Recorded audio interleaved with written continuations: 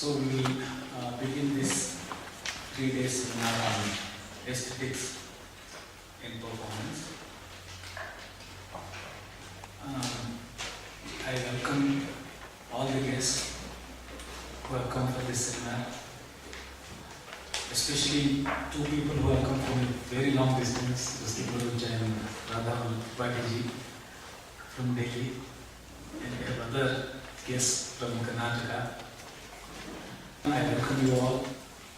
From the point of view of theatre practice, whatever that is written as aesthetics in Kannada, in English, in Hindi, is actually, it doesn't apply itself to the actual performances. That's the problem.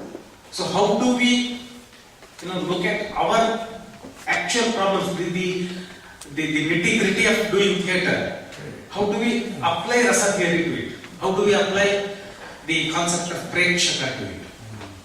These are the concept of dhvani to what we read. These are the questions that we had in mind when we thought of this conference.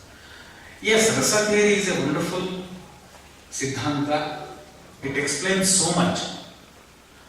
But does it explain all our experiences as theatre practitioners today?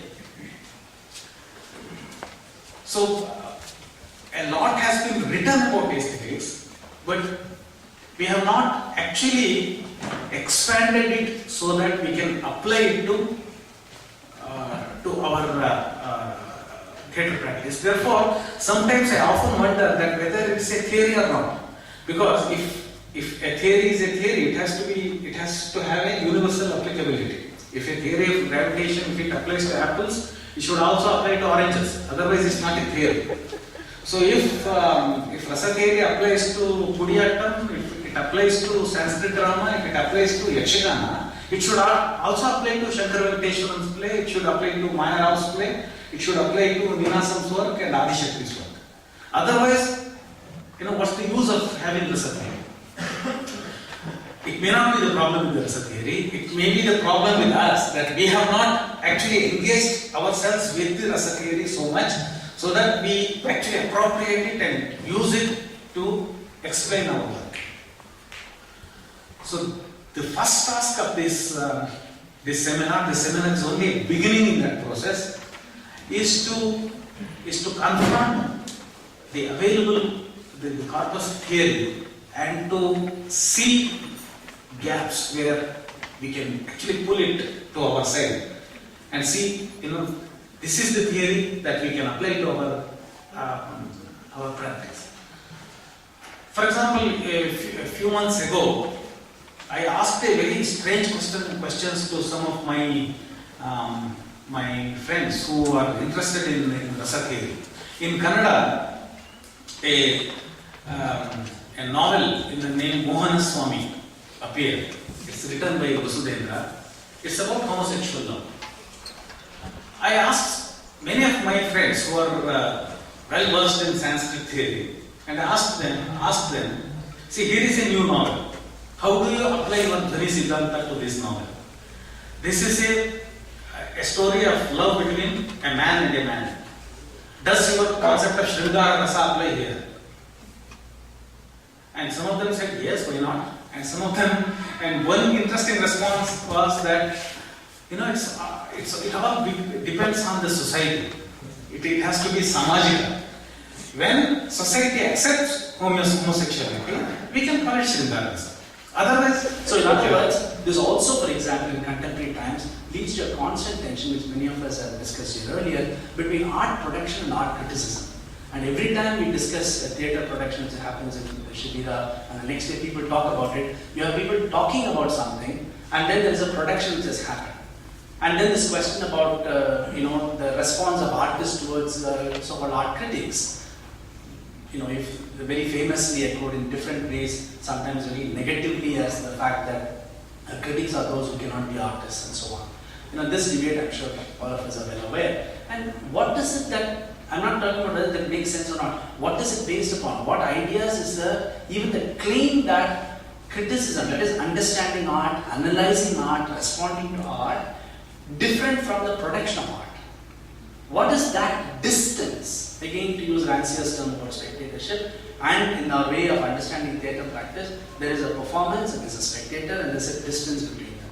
There is an artwork and an art critique and there is a distance between them. How do you think about this distance? How do you describe and analyze this distance? So that has been a very central core in many of these philosophy of art discussions.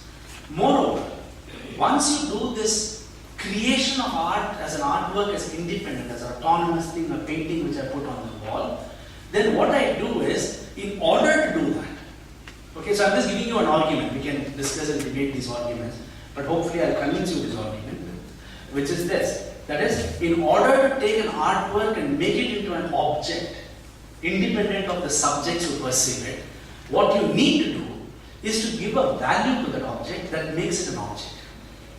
Unless you ascribe a value to that object, that will not become an object. And what I will argue is very simple, that the very idea of the aesthetic is a value you give to the artwork in order to make it an object, in order to keep that distance between the spectator and the artwork. That is, there is nothing natural about aesthetic. I think there's a bit of a danger when we set up a kind of binary between, let's say, Sanskrit aesthetics and Western aesthetics, even as they are substantially different. So as a spectator, let me try and share with you one kind of theatre practice from Russia, where I feel certain affinities, and they're nothing more than affinities, resemblances, not necessarily family resemblances, intercultural resemblances, with the aesthetic, let's say, of Abhinav Gupta, and I'm thinking of Stanislavski. Now, what could possibly bring them together? I think for both, very broadly, the most decisive moment is when you cross that threshold of theatre and you enter the theatre. And once you enter that theatre, it's another space. It's another kind of space. Okay? And you relinquish your worldly, political problems or the garbad going on in your mind, your personal problems, whatever. That's not the place for theatre. You relinquish it. And for Stanislavski, you simply enter another world. Now, the way you immerse yourself in both aesthetics, there is a quality, you might say, of immersion, empathy. But the processes, the modalities are different. How are they different? In Stanislavski, it works primarily through illusion. Okay? So the audience becomes part of that fourth wall, as we call it. There is no fourth wall in Sanskrit aesthetics. What you see is what you see. It's presentational. But that immersion takes place through a different kind of imaginative mental process. I emphasize pre- and non-verbal human expressions over verbal and linguistic expressions because the former seems to me to be more capable of arousing the imagination of the spectators. Non-verbal expressions reach across a broad spectrum of people as they are less colored with specific cultural associations and language. Minimizing the play of words opens up the space for multiplicity of meanings, associations, and interpretations. Concealing the voice allows us to concentrate on the mind, on the movements. Concealing the voice and the movements allows us to concentrate on the mind. The unconcealable mind in the actor's presence can reveal those aspects of life that are difficult to express with words. And importantly, there is more silence in our lives than there are utterances. So silence is not just form, but meaning and the language in itself. Silence opens up the ears of the spectators. Dim light allows them to open up their eyes, and the actor's body starts to transmit the necessary energies to summon, engage, and intensify the concentration in the spectators. Yes? Movement, right? Can you have non-language movement? Because the moment you are locating yourself, there is this, I'm speaking from the Upanishadic perspective. The moment you say here, there's a not here, and for the hand to move from the here to not here, you have to intend in a sort of a, I don't know, you may not call it in a particular language as in Sanskrit, Kannada, Hindi or something, but there is what do you call it? Yes. Verbalization, a vak, if you want to call it that, of here and not here. So before movement comes language and intention. So I'm wondering if it's truly not. It's truly non-linguistic or non-verbal. Because movement requires intention, intention requires thought, thought requires language. Yes, I suggested that silence is a language in itself. Yes. It's not about negating the whole role and faculty of language or words. Whereas like if we look at our lives, like we spend almost 70 to 80% of our lives in silence. Like if you look at a day, like half the time you're asleep. If you're in a conversation for the rest of the 12 hours, at least for 6 hours you're silent. So if you add up the But aren't you talking to yourself? yes. So unspoken words. I would say unspoken words rather than. Then finally, the whole concept of Siddhi, you see, which is one of the 11 fundamental elements in the Natya Shastra. So in Siddhi, it's a sort of way to train the audiences, how the audiences should respond to a performance and to what level the performance is going to reach. Depending on these levels, the audiences are, the involvement of the audiences is secured in the performance. So Siddhi or success in a drama, in a dramatic performance is of two types, Devi and Manushi. And so also, this kind of identity also retains a kind of distance. They can distance themselves from that and look as a spectator. The actor can look at oneself also. And that we see when these very ritualistic plays develop into regular performances, which are not all that ritualistic, but which are not giving up the ritualistic background. So when you look at a performance of Yakshagana, which is a Hargyata, which is for a ritualistic purpose, and a ticketed show of Yakshagana, there is a subtle difference within that, in the actor-spectator relationship. Then there is the perversion of this, wherein that aham becomes more and more imparted. And what happens when aham becomes more imparted? Then the question of the identity of the actor comes into existence. And then even the aesthetics as a theory starts objectifying things. And once you start objectifying, you will also make it a commodity. And what happens? Instead of the sattva, saha, holding the atma, the person starts holding the sattva, saha. Aesthetic judgments are intersubjectively valid. Now what does that mean? I, when I make a judgment, this tulip is beautiful, expect all human beings to feel aesthetic pleasure upon seeing a tulip. So when I see a tulip and I feel pleasure, in that moment I expect that all of you, when you see a tulip under ideal conditions, will also feel the same pleasure. Right? Kant argues for this claims as follows. So here's the argument, the broad argument. All human beings possess the same mental faculties. So we all have understanding, imagination, sensibility, and so on and so forth, right? All human beings possess the same mental faculties. I am aware of not judging this particular tulip as beautiful out of any selfish sensory impulse. So I'm not judging this as beautiful because I'm interested in it, right? There's no sensory impulse that's forcing me to judge it as beautiful, right? So I'm aware of that. It's not like the Italy case, right? So I know that there's nothing individuating me here. So there's no selfish reason why. What is selfish? That which sort of demarcates me from all of you, right? There's no selfish reason why I'm judging this as beautiful. Therefore, I conclude that if everyone judges a tulip without any selfish sensory impulse, everyone would also judge the tulip as beautiful in just the way I do. Right?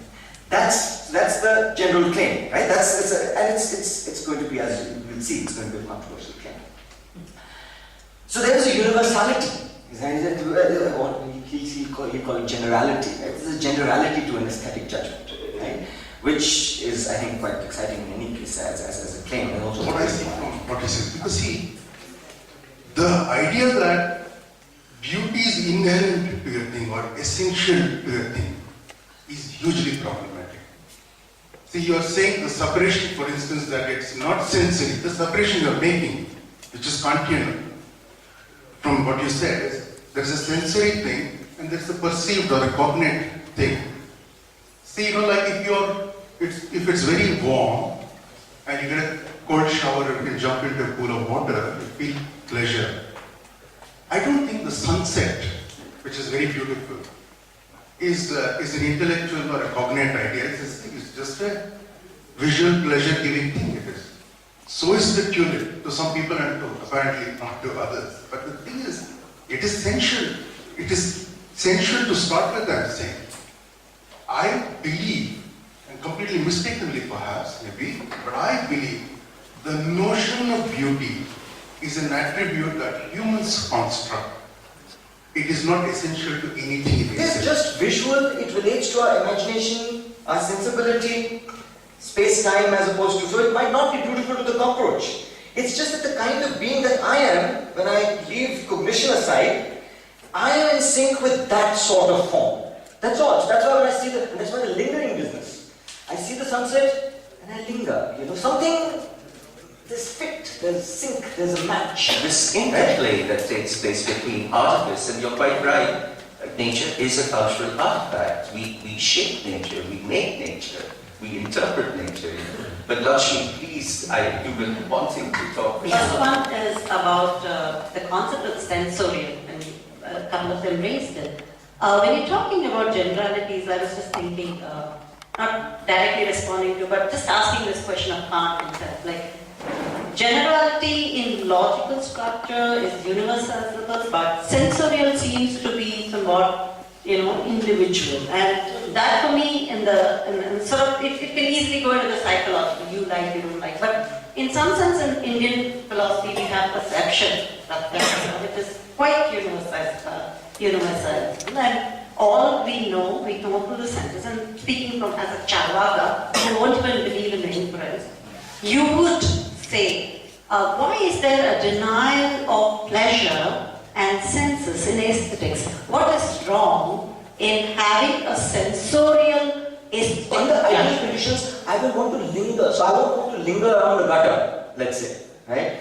But, because again, there's no desire involved when I'm thinking of the gutter, right? It's just, I don't want to deal with it. But with the tulip, I want to linger. Why?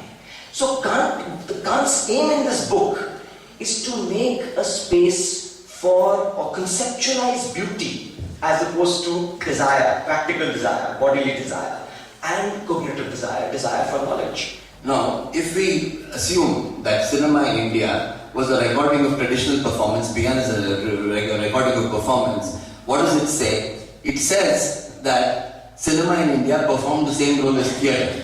Now we come to familiar territory in this, the traditional play, which addresses a Rasika, the connoisseur of theatre, the connoisseur of art.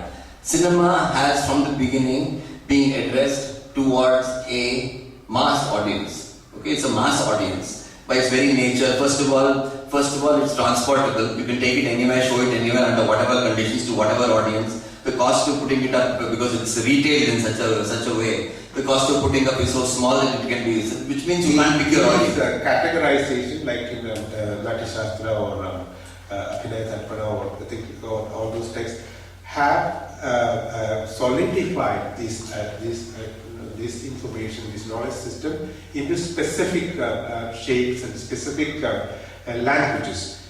And if you have to go transcend those specificities and transcend them in a kind of fluid manner, you need to have a different training strategy. So there, the creative aspect of it, or the continuously evolving aspect of it, has to be emphasized rather than than making it into a particular format given. If you're a spectator of yourself and you're projecting yourself in a certain way, then if you're this performer in this YouTube age, then what is the relationship with the spectator? And even like while I'm watching it, I might be watching in my room, so I'm not entering into a contract to go into a space.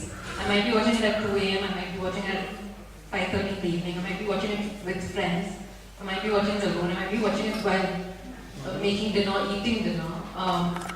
Or watching it on my phone versus watching it on the laptop. So I think we need to start discussing because it's changing so much, and I feel like our discussions are kind of limited to a very traditional idea of performance and theatre. So I just thought I'd about it. We've been focusing, of course, on Natya Shastra, but are there other texts which are accessible to us? Yesterday there was this suggestion that was Murthy that post Bharat Muni's son's so-called texts and so on. Are these texts available to us? Where even many of the traditions you said, are there practices, including our spectatorship practice, do they claim that it comes from Natya Shastra, or has it been a constructed history of the Natya Shastra, or do we have access to texts completely different from that in vernacular languages, which will allow us to open up this debate on what is aesthetics? ಮಾತಿಗೂ ಕೂಡ ಒಂದು ಅಹಂಕಾರ ಇದೆ, ಸೊಕ್ಕಿದೆ, ಸ್ವರಕ್ಕೆ ಹೇಗೂ ಇದೆ. ಇವತ್ತು ಸ್ವಲ್ಪ ನನ್ನ ಸ್ವರಕ್ಕೆ ಸೊಕ್ಕಿದ್ದಾಗಿದೆ. ಸ್ವರಕ್ಕಿದೆ, ಮಾತಿಗೂ ಇದೆ. ಸೊಕ್ಕಿನ ಮಾತಿಗೆ ತನ್ನ ಸೊಕ್ಕನ್ನಲ್ಲದೆ ಅದರ ಆಚೆಗೆ ಹೋಗಿ ಸೂಕ್ಷ್ಮವಾದ ಸಂಗತಿಯನ್ನು ಹಿಡಿಯುವುದಕ್ಕೆ ಕಷ್ಟ. ಆದ್ರಿಂದ ಪೂರ್ತಿಯಾಗಿ ವಿಕಾಸವಾಗಬೇಕಾಗಿದ್ರೆ ಮಾತು ಅದು ಅವರ್ಣನೀಯವಾದದ್ದು. ಯಥೋ ವಾಚೋ ನಿವರ್ತಂತೆ ಅಪ್ರಾಪ್ಯ ಮನಸಾಸ. ಇದು ಈ ಮಾತಿನಲ್ಲಿ ಹೇಳಲಿಕ್ಕೆ ಸಾಧ್ಯ ಇಲ್ಲ ಅಂತ ಗೊತ್ತಾಗಿ ಹಿಂತಿರುಗಿ ಬಂದ ಮಾತಿಗೆ ಅಪೂರ್ವವಾಗಿರತಕ್ಕ ಸಾಮರ್ಥ್ಯ ಅಂತ. ಧ್ವನಿ ಅಂದ್ರೆ ಅದು. So if the speech does not win over itself in its limitations, then Sadharanikarana is not possible. And he said, to understand is not important, to experience is more important. And sometimes understanding itself can become a hurdle to experience. Sadharanikarana fundamentally is when something is present in something else. This is present in this and this is present in that. ಈ ಪ್ರೇಕ್ಷಕ ಅಥವಾ ಸಹೃದಯ ಅಂತ ಏನಿದ್ದಾನೋ ಆ ಸಹೃದಯ ಅನ್ನೋನಲ್ಲಿ ಒಂದು ಪ್ರತಿಭೆ ಬೇಕಾಗ. ವಾಸ್ತವಿಕವಾಗಿ ಆ ಪ್ರತಿಭೆ ಅನ್ನೋದೇನಿದೆ, ಆ ಪ್ರತಿಭೆಗೆ ಎರಡು ಮುಖ. ಒಂದು ಕಾರಯತ್ರಿ ಅಂತ ಕರೀತಾರೆ, ಒಂದು ಕಾರಯತ್ರಿ ಪ್ರತಿಭೆ, ಇನ್ನೊಂದು ಭಾವಯತ್ರಿ. ಕಾರಯತ್ರಿ ಪ್ರತಿಭೆ ಅಂದ್ರೆ ನಿರ್ಮಾಣ ಮಾಡತಕ್ಕಂತಹ ಪ್ರತಿಭೆ. ಅದು Shikara in his Kavya Mimamsa talks about two kinds of imagination, two kinds of pratibha. One is the Karayatri pratibha, that is the creative imagination. The poet has it. With that creative imagination, he or she creates the kavya, and the Sahridaya, the sympathetic audience or the reader, has the Bhavayatri pratibha, to get that bhava, to receive. ಆದರೆ ಅನ್ಯ ಅನಶ್ನನ್ ಅಡಿಗೆ ಸಿದ್ಧ ಆಗಿದೆ, ರಸಭರಿತವಾದ ಫಲ ಇದೆ ಅಂತಿರೋದು. ನನಗದು ಬೇಡ. ಅದು ಯಾವಾಗ ಬರ್ತದೆ ಅಂದರೆ ರಸತೃಪ್ತಿ ಅಂತ ಒಂದು ಅಂಶ. ಆ ರಸತೃಪ್ತವಾಗುವ ಸನ್ನಿವೇಶಿಕರ ರಸತೃಪ್ತನೇ ಬ್ರಹ್ಮ, ಬೇರೆ ಯಾವಲ್ಲ. ರಸತೃಪ್ತ ಬ್ರಹ್ಮ. ಆ ತೃಪ್ತ ರಸರಾಗಿ ಜೀವವು ರಸತೃಪ್ತ ಆಗೋದಕ್ಕೆ ಅತ್ಯಂತ ಅಗತ್ಯ ಇದ್ದದ್ದು. So the food is ready there, but he does not want to eat. He is satiated. There is no hunger anymore. So that is the stage of rasatrupti. And Brahma has reached that stage of rasatrupti. So the ultimate goal of this rasajagara is to make the darshaka into prekshaka and prekshaka into that kind of a sakshi. On behalf of Ninasam and on behalf of all the villages, this is neither the beginning nor the end of this project. We will all be together. Thank you.